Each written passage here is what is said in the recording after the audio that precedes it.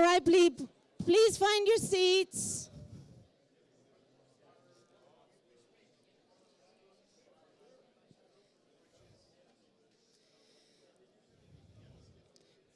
All right, so we have another exciting panel. So there's Onkar Ghate, whom you know, and Flemming, whom you also now know. And then we have a third person. Douglas Murray is an author, prolific debater.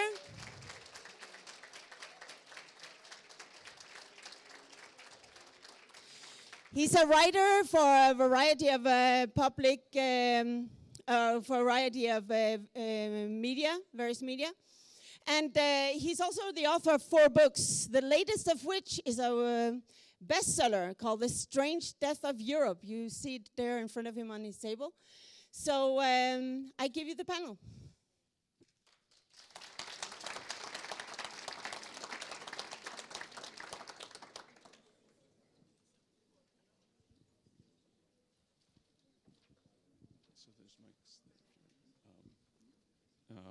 Welcome back. This mic's on, right? Yeah, okay. So as you've seen from the program title, we're talking about immigration and Islam, and particularly from the angle of Europe, and we have 2, I think, very knowledgeable people here about the whole issue. I'll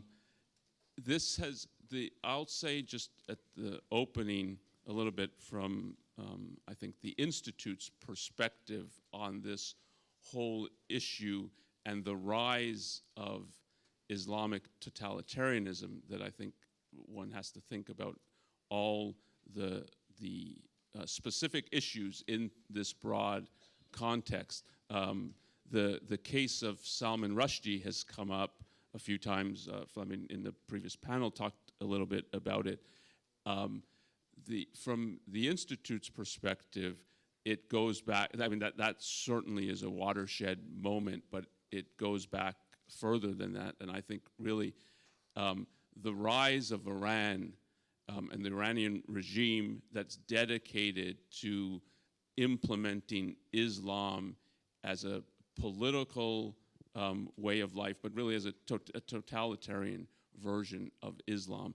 The rise of that, so of Iran and the West's unwillingness to confront Iran and to confront that this is what was happening in the Middle East is, I think, the broad context in which to think about this whole issue. And then in particular, when from the U.S.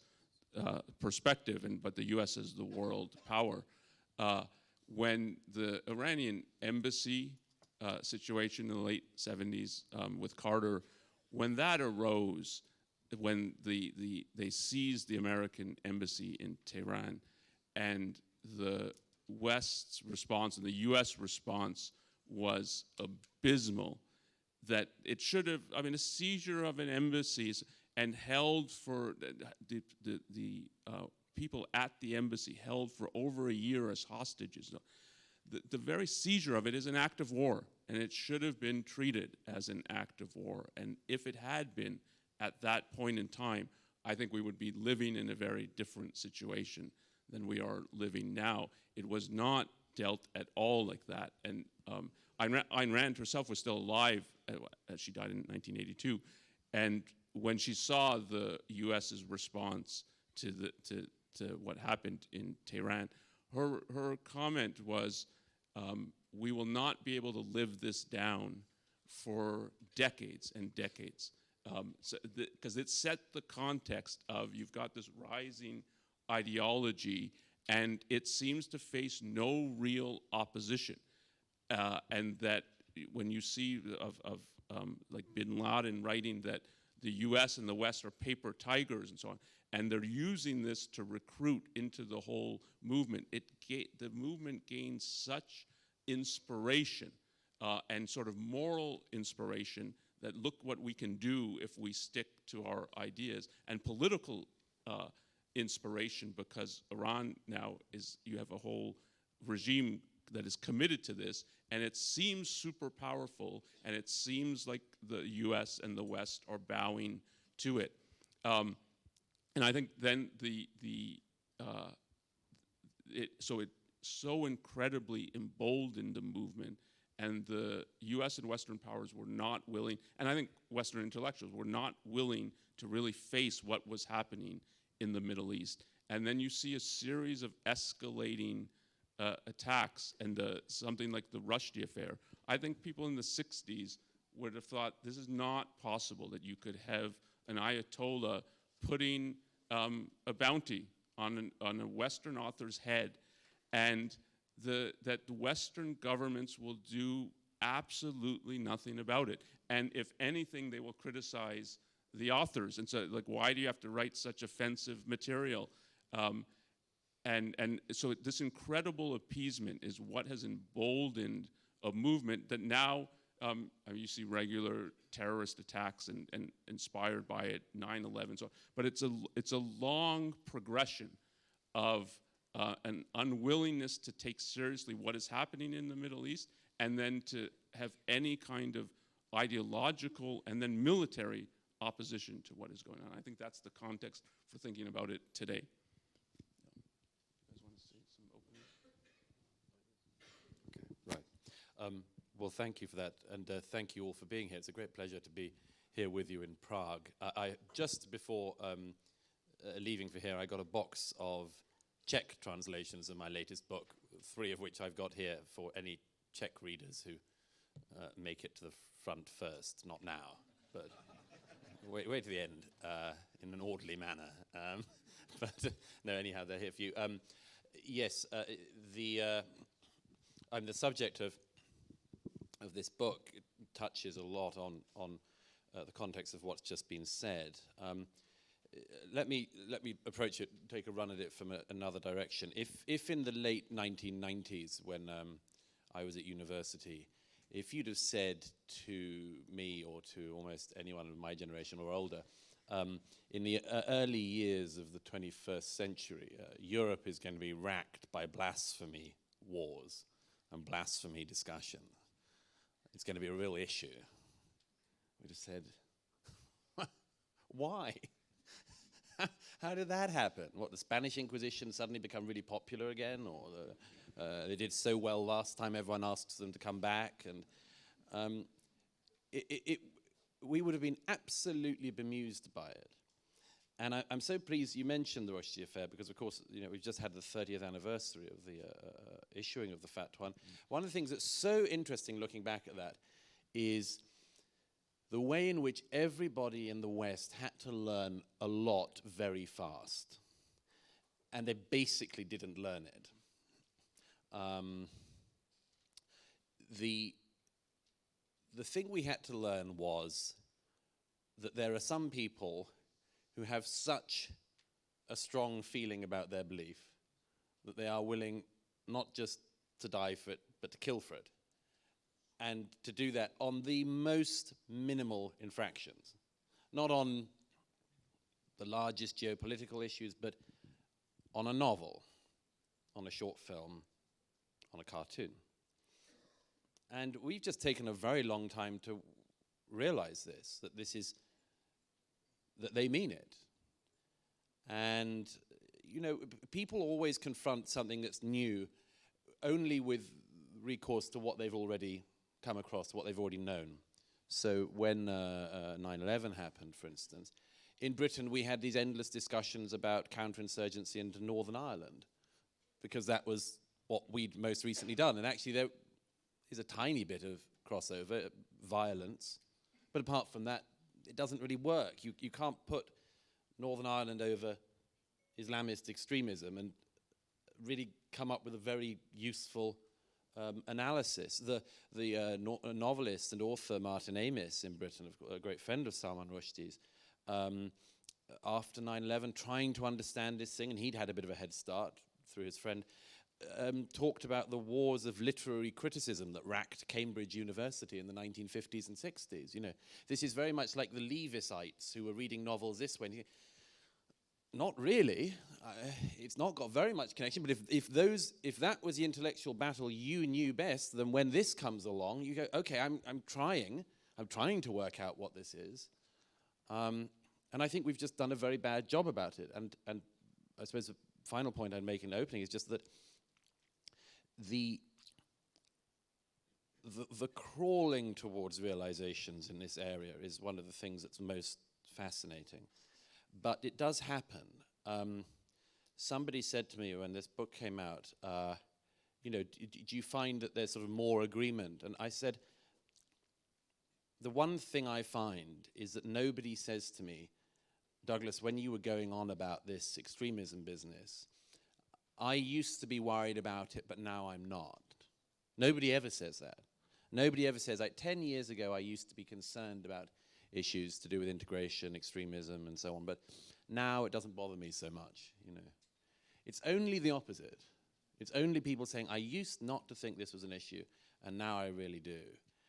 So it's a one-way street, but it's a very long and very, I think, too slow process of people realizing that this is a very, very significant issue which needs to be thought about, and thought about correctly, because goodness knows there are lots of people who think about it incorrectly.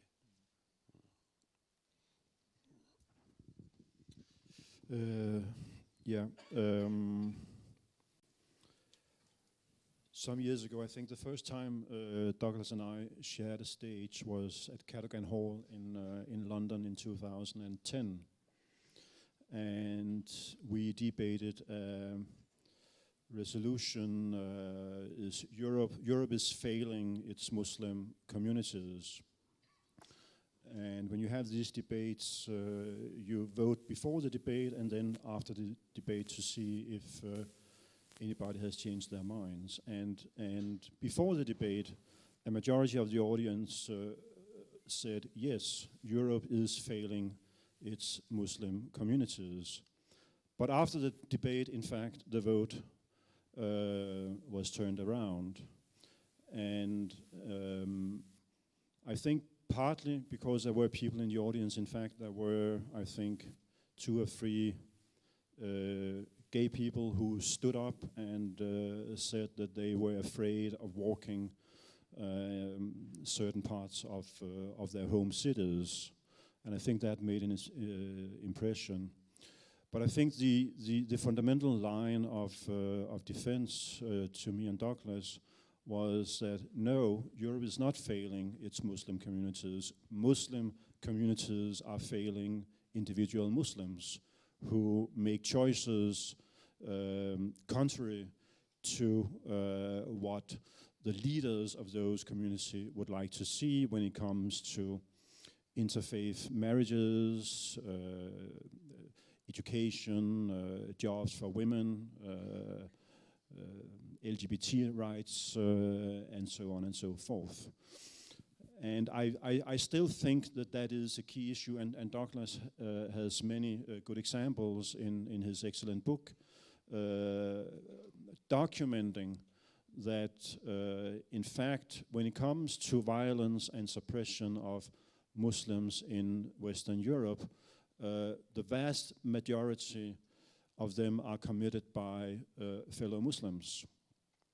And I think that it's very important to keep that in mind if we see this as some kind of culture war, that the key battlefield is in fact inside Muslim communities when it comes to integration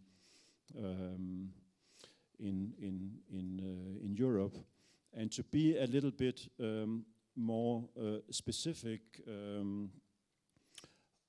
I think that we in the West are in a hot war with jihadists, with violent Islamists, and I think we are in a cold war with non-violent Islamists, like we were in a cold war with non-democratic movements during the Cold War, but we are not at war with Islam or Muslims.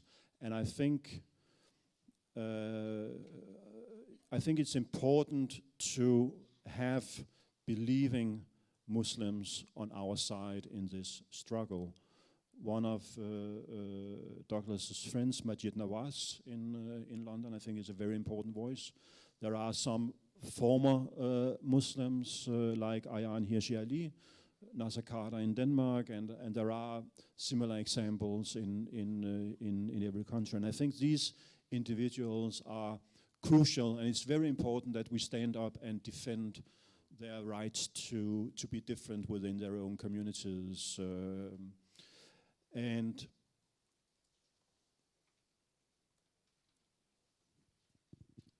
do you want to say?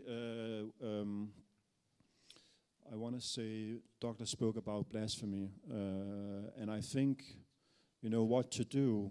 I mean, I think that the challenge is how to make it possible to Muslim communities, individual Muslims within Muslim communities, and people outside Muslim communities to live together in peace without threats, intimidation, and violence.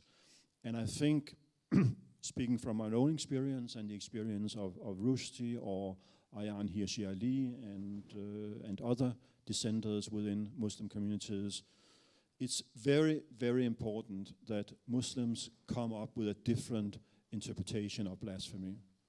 In the sense, I mean, all religions have doctrines of blasphemy, but I think today it is only within Islam that blasphemy is seen as a capital offense where you deserve the death penalty.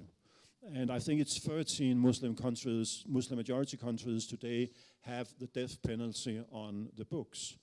And it serves, in fact, as an incitement to violence, these blasphemy laws, because they legitimize going after blasphemers. And in Pakistan, even though they do not execute people, but they still have the death penalty on the books. So individual Muslims, in fact, kill blasphemers because it is seen as a good deed, and the laws are on the books. And the same goes for apostasy.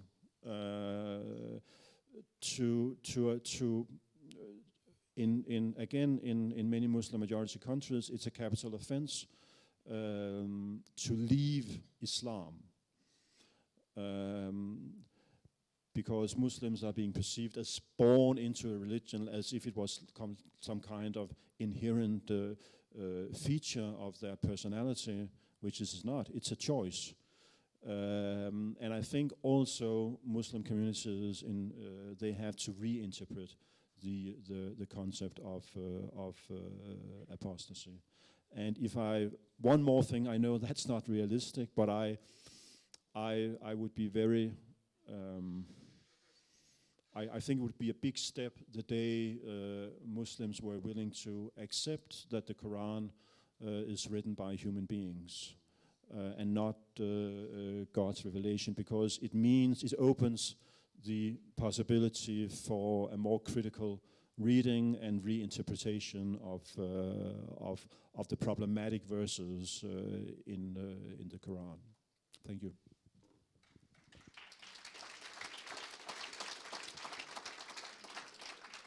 So let's open it up for questions, discussion. I was asked, which I think is a good idea, that we repeat the question that we think we're answering, so it's clear. Reframe it. Yeah, reframe it.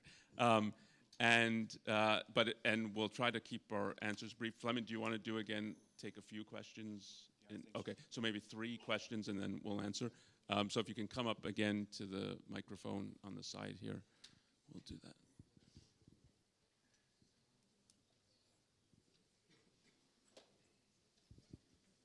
Hello, my name is Özgür. I'm from Turkey. I'm asking this question especially for Mr. Douglas Murray. So after what happened, which is called as refugee crisis in Europe and which is also very related to Turkey, I started to look for these debates, and I see something which is very dangerous because before the migration crisis, the Eurosceptics and people who are against the European Union are always using Brussels arguments and using Euro as their argument, against regulation and so on. But after this crisis, they just try to explain themselves with migration problem. And after that, I started to look for some news, and I find one. It is from 2001, and it says that European Union countries are fed up with asylum shopping, and they are trying to do something about it. So my question is, when European Union or European countries will have a solid policy on migration and principles on how they define integration and what they expect from the migrants? We're going to take 3 questions and then start answering. Thank you. Dr. Ghate, as far as I'm aware, you're the only objectivist on stage. What is unique and right, in your view, about the objectivist approach in this issue that maybe distinguishes that from other views? Hey, I'm Patrick from Canada. I want to congratulate you guys on the diversity on stage here. Not a lot of straight white males. It's very beautiful. I'm trolling. Yeah, just a really quick question. Yeah, we're missing a handicapped black person with a yarmulke, and we covered everything. I can go on and on about this particular question, so I'll try to keep it brief. But this is particularly for everyone but Mr. Murray. But Mr. Rose and Onkar, at what point are we going to stop saying, I understand it's not Muslims, we get it. But at one point, are we going to say it is Islam? Where can you divorce the two, the ideology from the actions? You keep saying we're not at war with Islam. Can you tell me a time in which Islam has not been totalitarian? In which it doesn't prescribe a way of being not just spiritually, but politically? In which there are no laws to regulate the lives of minorities who are not Muslim? At what point? So, thank you.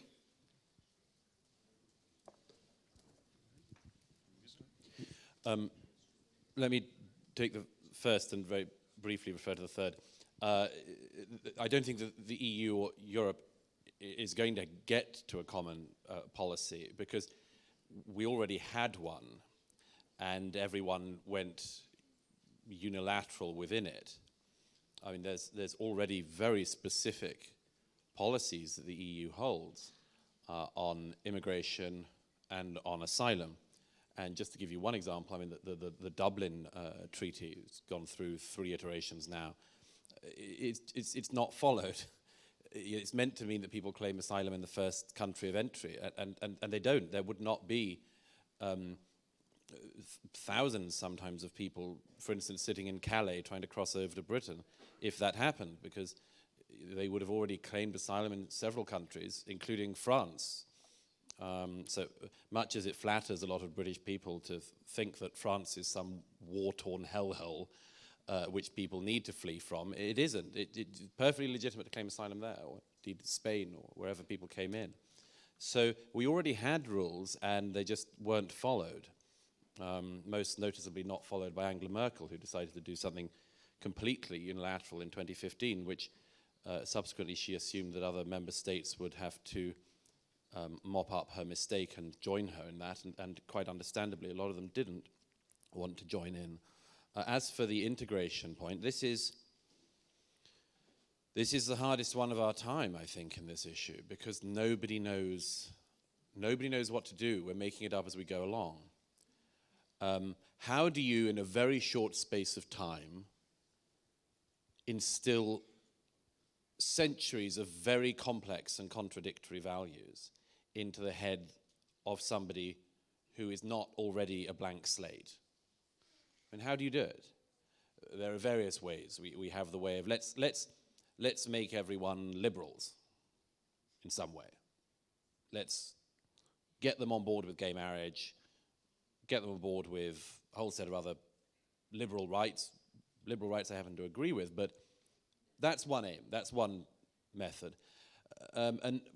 And I've said repeatedly, I don't blame any migrant to this continent for being confused about what is expected of them. Because at the beginning, as I lay out in the book, at the beginning, the migrants weren't expected to stay. Angela Merkel says this in Potsdam in 2010. We thought they'd go home, she says about the guest workers.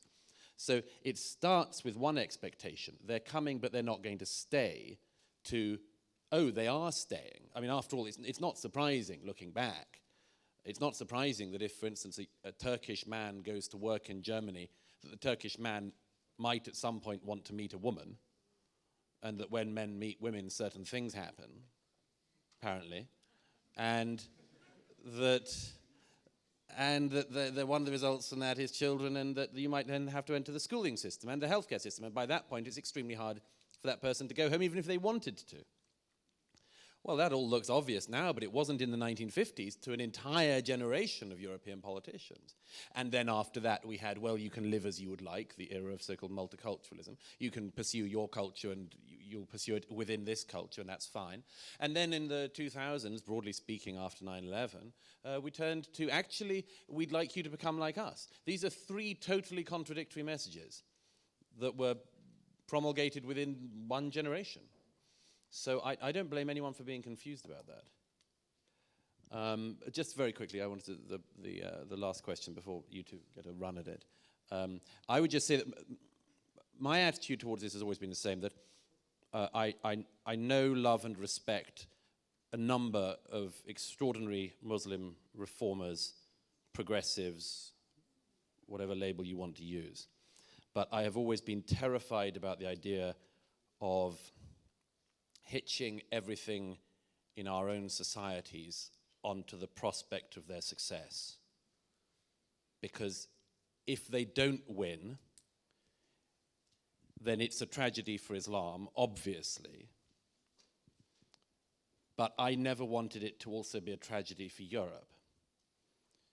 I never wanted those things to be so completely intertwined that we and our security and our freedom, and indeed our liberalism, were reliant on, for the first time, I think, in 1400 years, the most liberal school in Islamic theology to not just progress, but to hold that territory for the rest of time.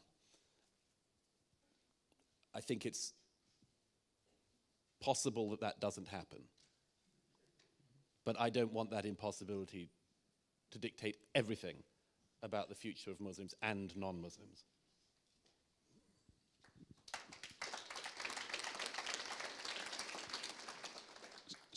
So one of the questions was about the objectivist approach versus other views, and how is it distinctive. I wasn't sure from the question, the approach to what exactly, so let me say a few things. I don't think there's an objectivist approach to this crisis, or how to deal with Iran, or how to deal with what is happening in the Middle East. There can be an approach that's informed by objectivist principles, but objectivism is a philosophy, which means it's a theory about the core questions and issues in philosophy. So you can talk, if we asked a bit about immigration, I think political philosophy is part of philosophy, it's a branch of philosophy. You can talk about what its views are, a philosophy's views about how to think about immigration. But when you're getting to a concrete situation, it's the application of principles, and you might disagree about how these are applied. That's not to say it's anything goes, but so there's not an objectivist position on Iran, for instance. So I put it in terms, when I spoke at the outset, I put it in terms of this is how the Institute has approached the whole issue since then. And that's a certain organization. It's not, this is how the philosophy has approached the issue. In regard to immigration, I think one of the things that is distinctive in how objectivism thinks about this issue is that it thinks that if you take individual rights seriously, and if you take the Declaration of Independence seriously, then when people are proposing all kinds of limits on immigration, and if you think of in the American context, it's limits on immigration from South America, Latin America, from Mexico, it will sometimes, but I think it's complete fear-mongering that, or it's terrorists coming over the southern border and so on. It's not an issue about military conflict. It's not an issue about terrorism. And when one's thinking about immigration in that context, and if one's thinking from the perspective of an individual, it's an individual's right in a country to decide who he's going to deal with. Again, we're talking about peaceful dealing, so put aside the issue of military conflict.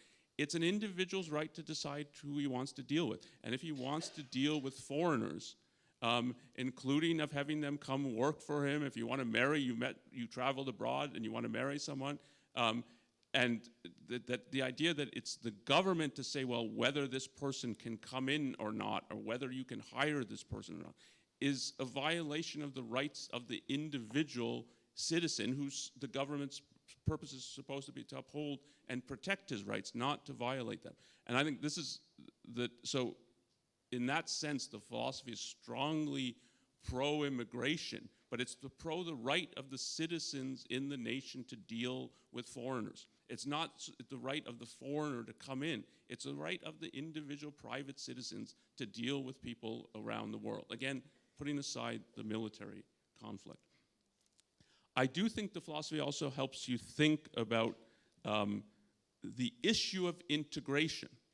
The philosophy, on the political side, the political philosophy, one perspective you can say it's about upholding the principle of individual rights and really understanding that principle. From another perspective, you could say it's laissez-faire capitalism. So the political system it advocates is full capitalism. And I think when you look at integration in the US, and the success of integrating people from all over the world into it, one of the principal agents of the integration is the economic dynamism that exists in the US. That part of what it means to become a US citizen is basically to have some respect for the Declaration of Independence and the Constitution as political and legal principles, and to value making things, to value producing things, to value business, which is one of the ways it was put early in the 20th century, the business of America is business. And that you eagerly want the foreigners to come in and to participate in this activity that you think is good and that they can help with. And you're getting a real division of labor. And so it has what America has that I think what Europe has not had is an enormously positive vision of this is why we're open to people from around the world to come. These are the kinds of people we want to come, who have a respect for themselves as an individual, who want their rights as an individual, and who want to build a life for themselves. But crucial in building a life is the ability to work and to produce. And now in that you have in the immigration debates, and you have it, I think, in Europe, and you certainly have it in the US, that they're looked at suspiciously and almost like it's a crime because they want to work. The idea of making that a crime, I mean, you're born in some pest hole country, like the people from Guatemala who will walk thousands of miles to get to the US because what they want to do is work, and you're going to criticize them for that? And then you wonder why they have some opposition to you. So the importance of economics and of freedom and of capitalism in the whole story of immigration, I think objectivism really, its principles encourage you to pay a lot of attention to that issue. And it's vastly different if they come in and you're putting them on welfare, or they come in and it's because you want to work, and you want to work with them, and they want to work with you. And I'll say one last thing on the issue that both Flemming and I were asked about Islam, individual Muslims, how to think about this. And again, I think the objectivism as a philosophy helps you think about the issue of religion. That a religion and a philosophy are similar in they're both trying to provide a world view and to provide you guidance about, like, this is the world that you live in, this is how you should act in it. But a philosophy is giving real arguments and evidence for it. It's a theory. I don't think a religion is that. It is more, it's some stories, and that a lot of it you're supposed to take on faith. And so I don't think for any religion you can say, what is Islam? What are its tenets? So in the way you can say, what's Darwin's theory of evolution? And there's a whole story to tell about that. What is Islam? What is Christianity? What is Judaism? There's things you can say about it, but it's a family history of people making up things, and of then certain interpretations being declared, well, yeah, okay, we accept this, or no, that's blasphemy, and so on, and we're going to strike that. And then you have all these splits, and you have all these sects. So you have to think about it. You have to think of the individual people. What is it that they're embracing? What do they take as this is how I think of my religion? When I'm Muslim, what does that mean to me? And you have to look at it as an individual. It's not a theory that they're embracing. They're embracing some particular interpretation, and you can't really say one interpretation is better than the other. Is Protestant better than Catholic interpretation of Christianity? I don't think there's a point where you can say that. So you just have to take, this is how they now understand their religion. And if you do that, then you can't, we're not at war with Islam. We're at war with a particular interpretation and sect of it, but that has political and I think totalitarian aspirations.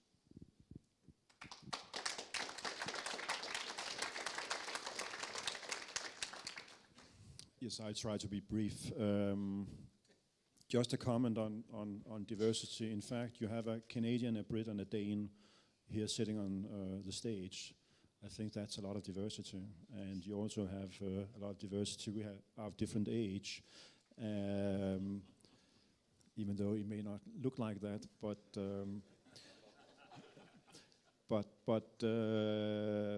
no, it's just an association. I mean, I think, diversity, some kind of diversity is valuable, but I think the problem with diversity in general is that people are celebrating specific kinds of diversity while they are against other kinds of diversity. They celebrate diversity of race, religion, and culture, but they are not willing to celebrate diversity of opinions. And when it comes to making better decisions and being perceptive to new knowledge, it turns out that diversity of opinions and dissent on level of opinions is far more important than diversity of race, culture, and religion. Just a side remark. Of course, there is a relationship between jihadism, Islamism, and Islam, like there is a relationship between alcohol and alcoholism. Nobody will say that an alcoholic has nothing to do with alcohol, but they are not identical, and I think that's what's important to keep in mind here. And I also think that it's important to distinguish between the canonical texts of Islam, this body of holy scripture, and then the interpretation throughout history of these texts, and then the way individual Muslims are living their faith. And I think, if I should try to be optimistic or say something positive on that account, I think right now it looks as if the most promising trends are when it comes to the way individual Muslims are choosing to live their lives, and not so much on the canonical texts and the interpretation of those texts throughout history. Yeah, I also want to say that even though, as Douglas said, for 1400 years, Islam has existed, and Marxism, Leninism only existed for about 100 years or so, but I think there you also have a body of canonical texts and some dogmas, and it transpired that in fact, due to different cultures and histories in the West and in the East, and maybe on the level of individual personalities, you had a totalitarian version of Marxism, Leninism in the Soviet Union or in China, in other parts of the world, but in fact, the Scandinavian welfare state is also based on a specific reading of Marxism. I mean, they were founded by social democratic parties that in fact were committed to Marxism in the aftermath of World War II, but due to culture and traditions, they had to skip the fundamental taboo or the fundamental dogma of Marxism-Leninism, that is liquidation of private property. That is the foundation of, I think, of suppression. So they compromised on something fundamental, but they would still call themselves Marxist if you ask social democrats in the 50s, 60s, and 70s in Denmark, Sweden, Norway. I don't know if that's true in the UK as well. Yes, let's take some more questions, please. Hello, I've got two very brief questions. First is about, could you elaborate more what members of Muslim communities in Europe are, in your opinion, more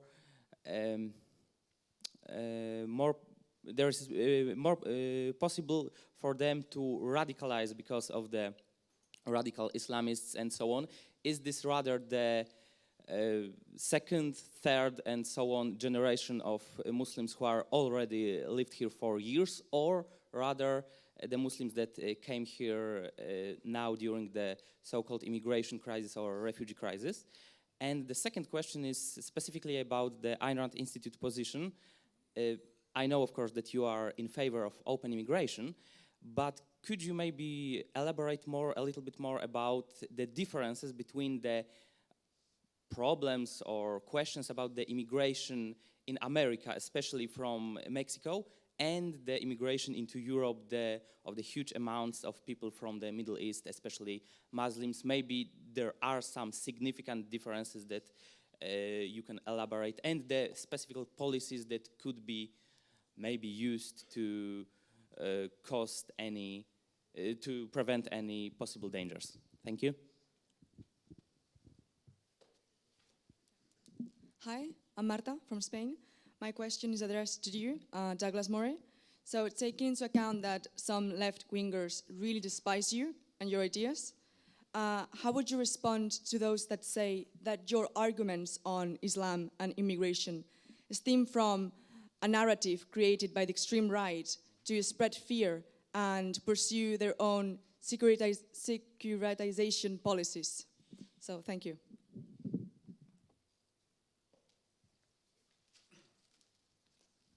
Hello, I'm Milan Kaplan from this country, Czech Republic. I've got two questions. The first one for Mr. Ghate or Ghate. I hope I'm not mispronouncing. Ghate. Sorry. So my question for you is, you said that we are not in war with Islam, and I would agree, but I've been studying this issue for about 5 years, and I would say that given the, for example, Pew research statistics and this kind of stuff, and if we say rights of women or rights of non-Muslims in Muslim majority countries, it seems to me that it's true we're not in war with Islam, but it seems to me that we are in a war with an interpretation of Islam that is becoming mainstream over the world. And the second question is for the other two gentlemen. First, I would like to thank Mr. Douglas Murray and Mr. Rose for their work. I think it's a very important one. And my question is challenging a little bit because Douglas Murray, you've said that Eastern Europe is in a position of Islam because it has the recent history of oppression, so we remember, and I would agree with that. But there are big differences because, for example, Poland is very Catholic, and Czech Republic, I would say, is one of the most philosophical countries of the world, which means either you have a religious viewpoint of the world or philosophical, that means atheist. It may be shallow sometimes, I agree, but it needn't be. So I would, my question would be, if we talk about Judeo-Christian culture and the values of it, I would argue that the last 2 centuries we've changed some values, and some of the values are maybe the opposite of what it used to be, and there are more Enlightenment values. For example, I've heard that that Christianity brought in individual salvation, like the stress on individual. But I would say that individual rights are quite something different than individual salvation, because what in practice happened was that individuals were forced to so my question is, can we discuss what are the values of so-called Judeo-Christian culture, what I would argue is more Enlightenment culture, point by point, and maybe say sometimes, yeah, we change our views, because I believe that Muslims view it sometimes as us as hypocrites, because we say we are Christians, but we are cherry picking. So thank you. Thank you. Anyone want to start? Should I take a run at a couple very quickly? Firstly, the person who asked about radicalization, we just don't know. It's not a science. There are various people who are making fairly good careers pretending it is a science. You know, they come up with 7 steps to radicalization, 6 steps to radicalization, 9 steps to de-radicalization, the 3 Fs, the 4 Ys, the 5 Rs, endless gimmickry, as if this is able to be studied like chemistry. And it just isn't. We just don't know. And there are some things you could have predicted. The young man, Salman Abedi, who blew up 22 young women at a pop concert one Monday in Manchester, in my own country, a couple of years ago, had come to the UK with his parents, who had got asylum because they were fleeing Colonel Gaddafi, and they got asylum in the UK.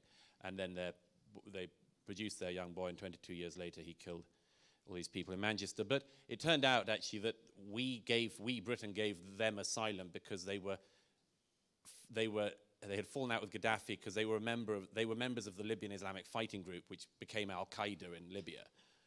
So it was like, yes, Gaddafi didn't like them, but they were Al Qaeda.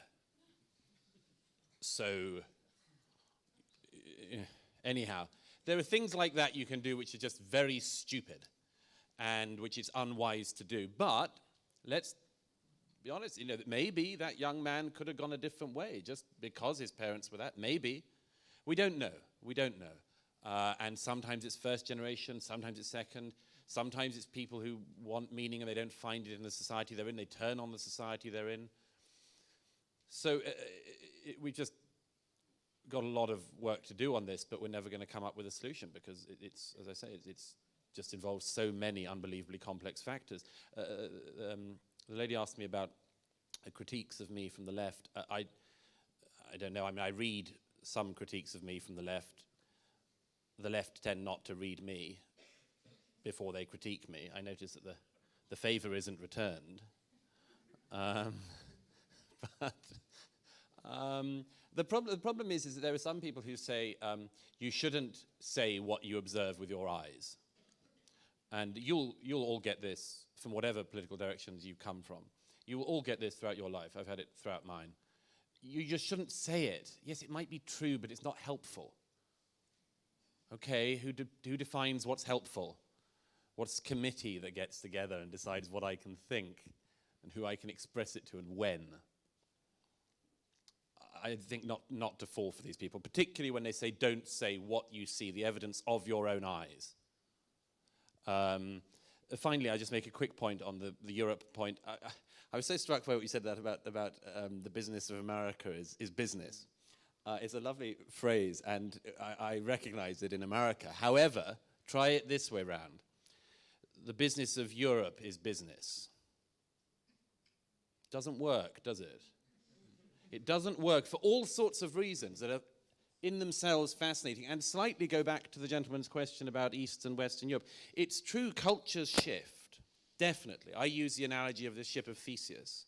You know, the ship of Theseus, as bits fall off it, that you put the bits on to repair it, until eventually the ship of Theseus does have none of the component parts of the ship that Theseus set out in, but it's still the ship of Theseus. Well, this is the same to a great extent with Europe. We are not now exactly what we were a century ago or a millennium ago, but yet we are still Europe in some way. So we know we evolve. The question is whether when bits fall off, instead of keeping it looking like the ship, you just bolt on whatever you've got to hand until it doesn't only not resemble what you had, but it doesn't resemble a ship or anything known to mankind. So I'd just say that very quickly. The second thing is that what would you say the business of Europe is then? And this is a very painful, if I may just say so, this is a very painful business, because this is what, in a way, we're all thinking about in Europe. What are we doing? And I think the European Union, I don't want to get onto this, obviously, particularly being British at this stage, but the European Union is a plausible attempt to create a kind of purpose and a direction of travel. It happens to be one I don't myself particularly agree with, but it's something to do. But I would just say that really the business of Europe, if I was to sum it up, the business of Europe is culture. And I don't want to be too glib about this, but it is an extraordinary thing that this continent of ours has done for centuries. I mean, just the most extraordinary thing. Show me anything in the world that, sure, there are things that equal what this continent has produced, but I think nothing that exceeds it. And that's a burden as well as a gift. It's an unbelievable burden, because it means you have to take that up and keep it going. Otherwise, you're the last people to have enjoyed its riches. So the question for all of us is, if I may say so, how do we live in that and take it forward and pass it on in a recognizable form? The first thing is simply don't screw it up.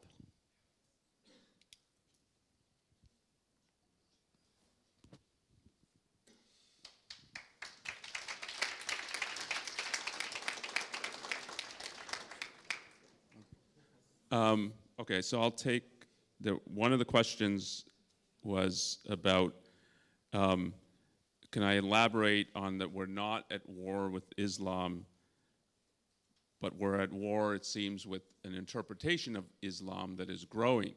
And yeah, that was part of what I was trying to set a context for with my opening remarks, that when you had the ascendancy of Iran was an ideological revolution, and it was a certain interpretation of Islam that it should rule all of life, and it should govern politically without any opposition or dissent, and that is a certain interpretation of Islam.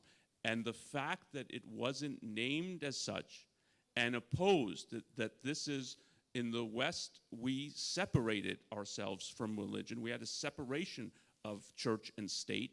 There should be, and the meaning of that is a separation of religion and state. So the whole idea of a political religion that wants political power, we fought that battle, and we've seen that with other religions aspiring to that and having political power. It's a disaster. One should have opposed it intellectually, ideologically, that this is a perverse ideology. And it is connected, it is an interpretation of Islam. But the essence is it's a perverse ideology. And the second thing is that if you don't, when it attacks you and seizes your embassy, if you don't respond and respond with overwhelming force, you inspire. But the inspiration is primarily moral and ideological. It's that, oh, this is a cause that can win, and this is a cause I want to join. And what you need to stop people from joining the cause, you have to make the cause hopeless. And that, when it's got to the level of military power, I think that it has to be defeated militarily. And it's not that you change everyone's minds or instill new values in them. What you make it much, much harder culturally to do is to act in support of this ideology. So I think when you talk after World War II in regard to Japan or to Germany, and there's a process of denazification or a process of sort of taming Japan, what you're doing is you're declaring, and it was in military terms, and I think in the end it had to be, and it has to be in regard to Iran, they're defeated militarily, and that this cause is hopeless. It will never be implemented, and we're going to prevent it from being implemented. And it's not that you changed every German's mind. And in my talk before, I mean, I have relatives who are still sort of half-heartedly, but I think the important part is half-heartedly defending Hitler. They're not now going to rise to the level of voting for them and so on. And that's part of what it means to demoralize an enemy. It's not that you've changed their minds, but you've made them much, much less willing to take up arms for the cause. And I think that's what had to happen in regard to Iran, is what has to happen. I mean, the whole idea that the US treats Saudi Arabia as a friend and as an ally. I mean, this is the two countries that I think have really made the political cause of an interpretation of Islam possible, and that worldwide we could ascend, is Iran and Saudi Arabia. And we sort of half-heartedly deal with Iran, and we treat Saudi Arabia as an ally. And in that context, there's nothing really you can do. I think the movement will continue to gain recruits. Okay, on the difference between immigration along the southern border in the US and in regard to Europe and Muslims, yeah, I think there's a major difference in regard to that. In regard to immigration in America, it is by and large people who want to come and build a better life for themselves, who want to come and work. They're not looking to be on welfare and so on. They want the freedoms that are possible in America. And they're coming as individuals and to work as individuals. It would be a very different context, for instance, if there was a civil war in Mexico, and now you have hundreds of thousands of people who want to come into the US because they're fleeing the conflict. And that, I don't think of that as immigration.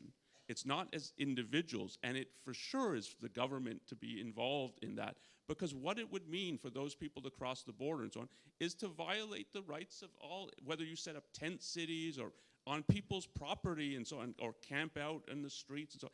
That is all a violation of people's rights, and it's a very different context. And I think part of the European crisis is that these are refugees fleeing a crisis and conflict, and it should have been dealt with by the government. It's not for the individual citizens to deal with this, and it was not dealt, and it's part of the EU that they don't really have any means to deal with it or ability, I think, to make any kind of decision. So it's sort of left to the countries where the people are first coming in to fend for themselves. There's some kind of pretense that there's an EU policy, but there really isn't. And it's a very different context. And if we understood that we are at war with Iran and Saudi Arabia and the leaders of this cause, then the fact that these people are coming from that region would have been, I mean, it's another basis on which they should have been screened much more, and I think many should have been prevented from entering. But it's a very different context than when you're dealing with individual immigration. And you could have that, for instance, at the southern border, or maybe we could have a civil war in Canada, and you could have floods of Canadians wanting to come in. But that's a very different context, I think. I think we have only 10 minutes left, so I think we should give people the right to ask questions. Thank you. I just first want to thank you for the thorough answers that you give. My name is Vanin, and I want to bring back the topic about the Middle East. And I would like to ask all three of you, do you think that there is some principal difference between Iran and Saudi Arabia? And why do you always talk about Iran and focus on countries that are hostile to the USA, but don't talk about countries which also don't protect civil rights, and there are no civil rights, but are kind of friends with the US? Thank you. Hi. Sorry. I feel like the Enlightenment played a critical role in the recent developments in Judaism and Christianity. So I'm asking myself, do you think such a change is possible to come about in the Muslim communities, and how would such a change take place from within? Thank you. We have two competing worldviews which look incompatible: liberalism and Sharia law-based Islamism. It looks like the number of the believing in the first is declining through either negative birth rate or let's call it lack of education. And the number of the second is increasing, either through immigration or, once again, birth rate. At what point will Europe be in a no way back situation, theoretically? And what is the most likely outcome? Will the immigrants be liberalized? Will Europe be Islamized? Or maybe there will be some kind of civil war or something other?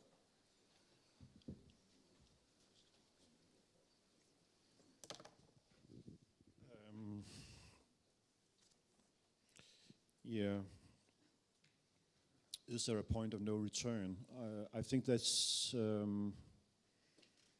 I think the fundamental question here, if we put it into a broader context, is and with reference to what Douglas said about Europe and the history of Europe. You know, how much diversity or how much social, cultural, and demographic change can a country manage without submitting itself to changes that basically a majority of the population don't like?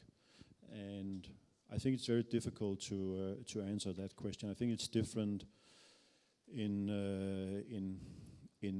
different countries,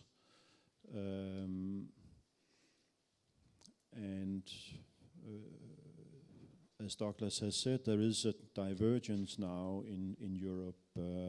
It's clear that different countries are meeting this challenge in quite different ways, and I think Denmark is in fact doing pretty well, and it's really one of the very interesting things that you have Denmark and Sweden, two countries that are so similar in so many ways, religion, language, history, culture, but on this one issue we are very, very different.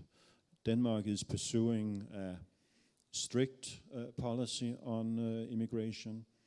We have a far more open debate about the challenge of immigration, and we are not afraid of talking about culture as one of the sources of these conflicts, while it's very difficult. In Sweden you have samizdat, you have underground publications because the mainstream media are not willing to talk about this. They basically talk about the challenge of immigration in terms of economics. They don't want to talk about culture because they are afraid of being accused of racism if they do that. And I think 15 years ago I would say I'm very empirical about this. The jury is still out. It might be that the Swedish model will work better than the Danish, but I think today the verdict is in, and I'm pretty confident that Denmark is in a far better position to cope with this challenge than Sweden is. And I also want to say a few things about Eastern and Western Europe. There was a question about that earlier. Because there is a conflict now with Poland, Hungary, and the Czech Republic doesn't want to take the number of migrants that Brussels want them to. And what's the reasons for that? There are people in Western Europe who would like to say, this is due to racism or liberalism and other things. But I think the recent history here is very important to understand the difference between Western and Eastern Europe. In Eastern Europe, the nation state was just so fundamental and key to reestablishing independence and freedom. The nation state was a vehicle for gaining freedom and re-independence from the Soviet Empire. While in Western Europe, the nation state is almost seen as a liability, that we have to make excuses, and the reason for that is World War II and this strange understanding that national identity somehow has something to do with Nazism or fascism. But I think that is a very fundamental approach when it comes to differences between Western and Eastern Europe. Thank you. I'll say a couple things. I'll touch just on one sort of wide issue, and I'll tell you a little bit about how I think about it, which is the relationship of the Enlightenment to religion, and in particular Christianity, and then what happened to Europe and where I think Europe is now. So I think of it as when you get to the point of the Renaissance and when Greek and Roman learning is being reintroduced in a major way in Europe, there's, from the perspective of religion, it's either we will stamp this out because we're going to stamp out this competitor, and there were many people trying to do that, or we're going to somehow try to accommodate to this new learning. And you can think of that as the religion reforming itself, but I don't think of it as the religion reforming itself. It's not internal to the religion. It's rather that you have this competing viewpoint, which many people are seeing it's a superior viewpoint. The Greeks and the Romans knew all kinds of things and can do all kinds of things that we in the Christian world cannot do. And you have one kind of person who says, we're going to stamp this out. And you have another kind of person, well, maybe there's something here to learn and to accommodate and to adapt to. And in Europe, the people who had that second view won out. And what happened is a growing understanding and respect for Greek and Roman learning that I think is what leads to the Age of Enlightenment, which is a combination of that old approach with new discoveries in science and the mathematical science, which is a new major innovation, I think, in the history of thought. And religion then is waning, and to say that it's reforming is it's tossing out more and more of the overt irrational elements to it, and its political aspirations as well. But it's a major battle in the Enlightenment period to win this. So you can talk about it, the religion reforming, but it's an outside source that is causing it to reform. And if you don't have that outside source, I think the idea that a religion's going to reform by itself is not what is going to happen. And I think part on the issue of sort of what's the business of Europe, I think the way to think about what happened in Europe is that European thinkers produced the Age of Enlightenment. And then European thinkers in the 19th century turned against that, and you had a counter-enlightenment. And I think all the major philosophers in the 19th century, Kant, Hegel, Marx, Comte, even John Stuart Mill, are in a significant ways, if not essentially, anti-enlightenment. And so you had to turn, and you had this war, and I think the anti-enlightenment forces won going into the 20th century, and it's what brought us communism, Nazism, socialism, fascism. And I actually view Europe as it died in World War II. It was saved by America, but if there was not America, it would have collapsed, and it would have been mostly now socialist, communist, fascist.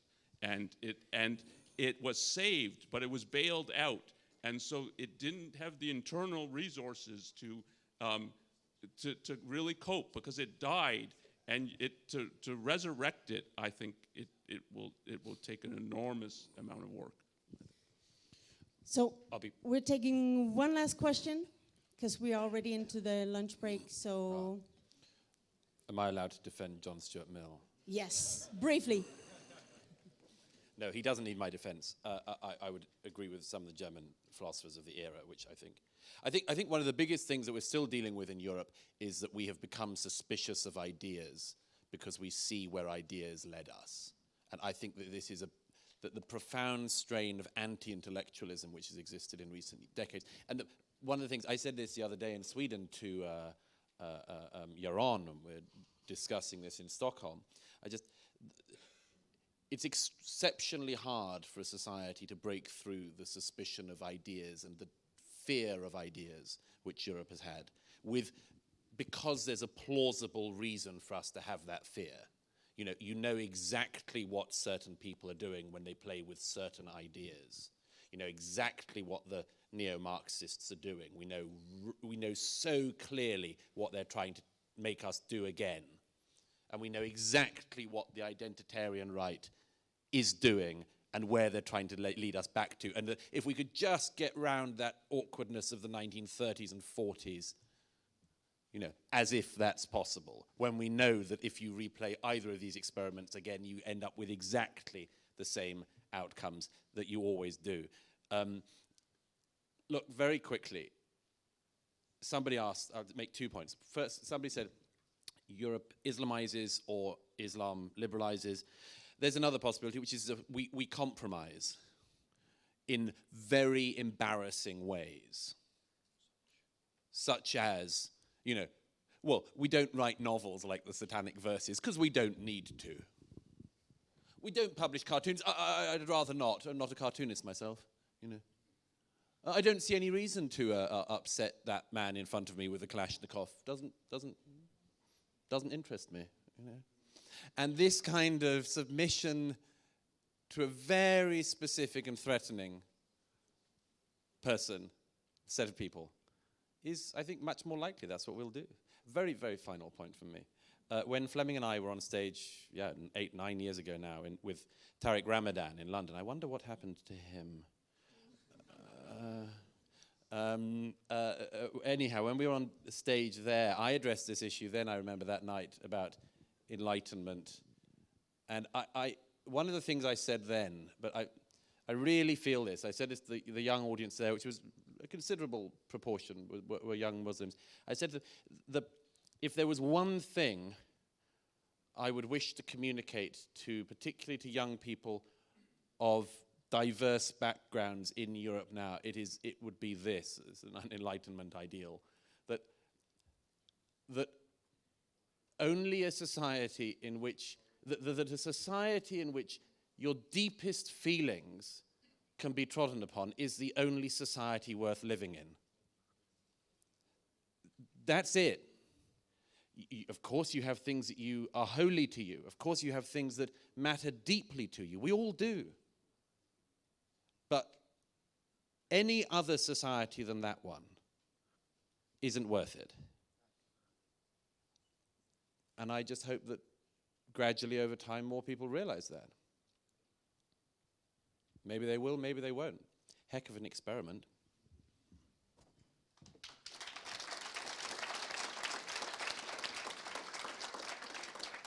Please stay seated.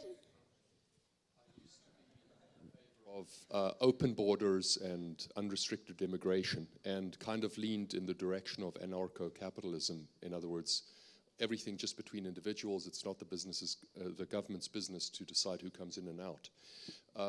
And I also wasn't concerned about, let's say, Islamists coming in, because, it's just such a small percentage. And then I read an article where the author basically made the point that the most uncompromising people win, and they don't need to be a high percentage. Because I always thought, once it gets to nearly 50%, then you need to be concerned. But what he made the point of is, let's say you've got 0.1% people who are Islamists, and they only eat halal food. So then business doesn't need to pay attention to it. But then once you get to, let's say, 2 or 3%, a business owner who makes food can either make two kinds of food, halal and non-halal for everyone else, or he needs to just ignore that 3% and take 3% cut on his revenue, or he knows that the non-halal people don't care whether it's halal or not. So he just only makes halal food, and then he's got the whole 100% market, because the 3% are uncompromising and the 97% are willing to compromise. And you can take this right across the board. And Ayn Rand made the same point. Between two sides, the most consistent one wins. So when I read this article, I got very concerned, because we're getting to that 2, 3, 4% level already. And when you have an attack in a community in Germany, where before the young girls were outside and running around free in the evening because there was nothing to be concerned about, but then you have an attack and suddenly the entire country, because of a small percentage of people, now the kids have to stay inside, they've got to be accompanied by parents, etc., etc. So getting this back to the open borders question, I do think that there's a role for government, and I'd like to hear what you say there, that we need to be not open borders and unrestricted. We need to put criteria in there about what is your culture, what are your values, and if this is not consistent with a free society, then you're not welcome, sorry. And I'd like to hear what you think.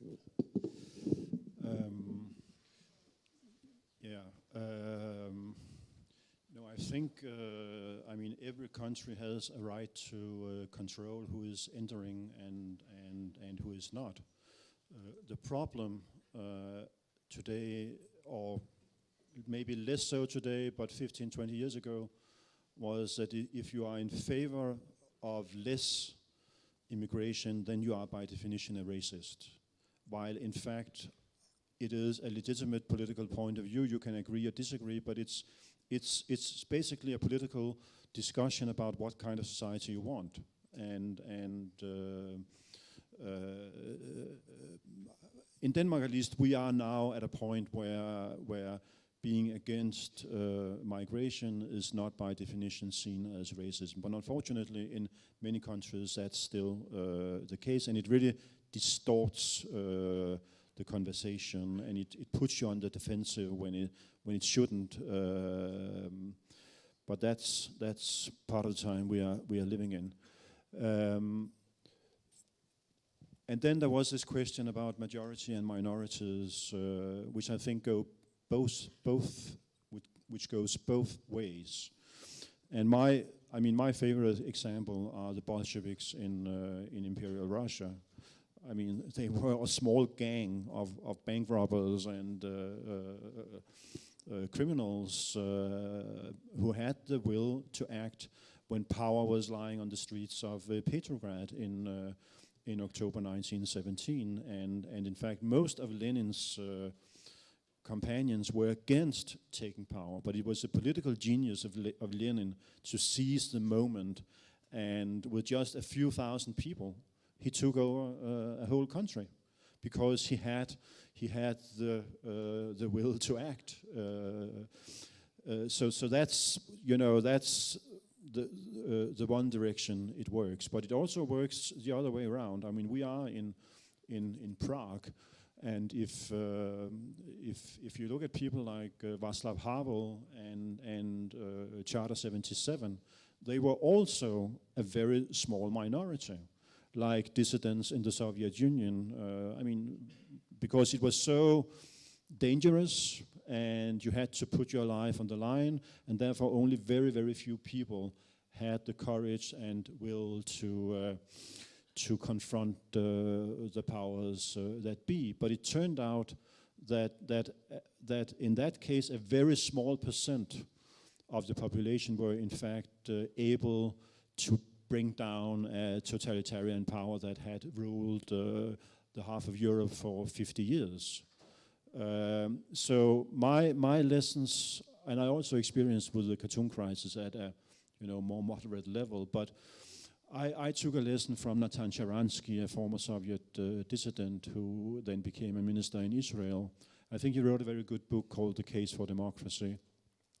And he says there that in most societies you have 5% who are the true believers in the Soviet Union, the top of the Communist Party, the people who are controlling the ideology, and then you have less than 5% dissidents.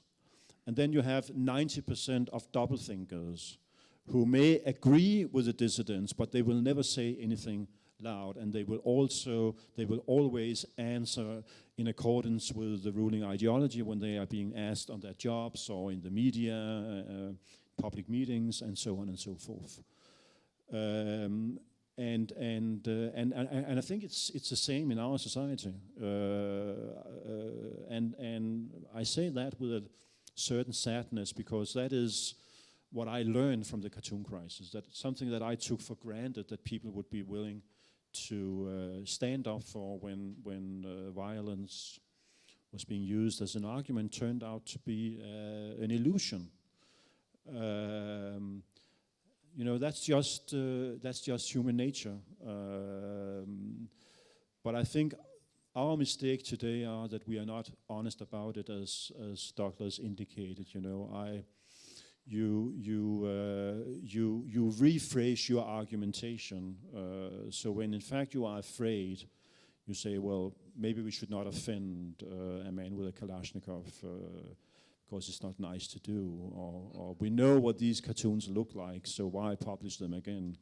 Well, we also know how Theresa May looks, but we still publish photographs of her every time she makes a speech.